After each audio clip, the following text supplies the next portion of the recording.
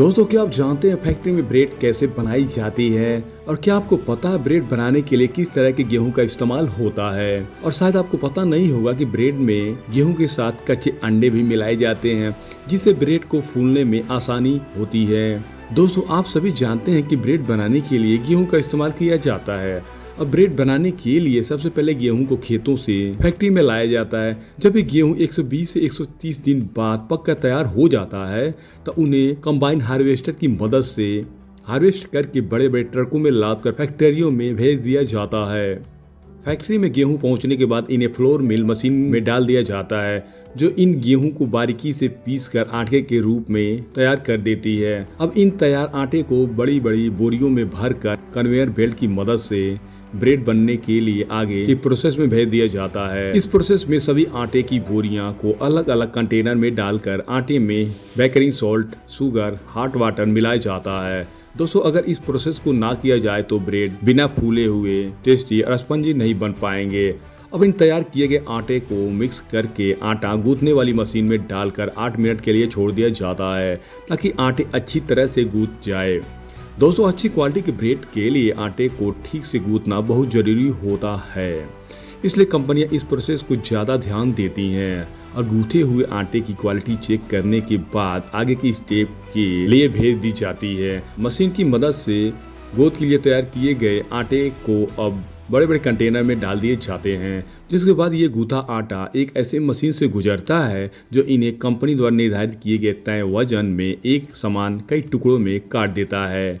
इसके बाद इस कन्वेयर बेल्ट की मदद से गूथे हुए आटे की टुकड़ों को एक ऐसी मशीन से गुजारा जाता है जो इनके वजन को चेक करने का काम करता है। देखिए ये मशीन कैसे कम वजन वाले आटे के टुकड़े को अलग कर देती है और उन्हें दोबारा काटने के लिए भेज दिया जाता है। तो वही इनका वजन परफेक्ट रहता है। उन्हें कंटिन्यू कन्वेयर बेल्ट की मदद से आगे भेजा जाता है, जहाँ इन्हें गोल मटोल आटे के टुकड़े के ऊपर सूखा आटा लगाया जाता है, ताकि ये कन्वेयर बेल्ट पर चिपक न जाए। दोस्तों, इस स्टेप में आटे के गोल मटोल टुकड़े को कन्वेयर बेल्ट के सहारे एक मशीन से गुजारा जाता है, जो इन गोल मटोल टुकड़ों को प्रेस करके हल्के से ईंट के आकार में शेप दी जाती है। फिर इन्हें लोहे के एक जालीदार पर्दे से गुजारा जाता है, जो इन्हें राउंड एंड लेग शेप में देने के काम करती है। और फाइनली ये राउंड और लेग शेप वाले आटे पकने के लिए बिल्कुल तैयार हैं। दोस्तों, अब तैयार इन आटे के टुकड़ों को मोल्डिंग बॉक्स में डालकर इन्हें पकाकर ब्रेड बनाने के लिए गर्म भट्टी में डाला जाता है, जहाँ इन्हें 50 से 60 डिग्री टेम्परेचर पर 25 मिनट तक हीट किया जाता है। जिसके बाद मोल्डिंग बॉक्स में रखे हुए आटे के टुकड़े स्पंजी ब्रेड के रूप में बदल जाते हैं। फिर इन ब्रेड के ठंडे होने के बाद भट्टी से निकालकर कन्वेयर बेल्ट पर डाला जाता, ताकि इन बेल्ट पर हवा लगे और ये पूरी तरह से ठंडा हो जाए।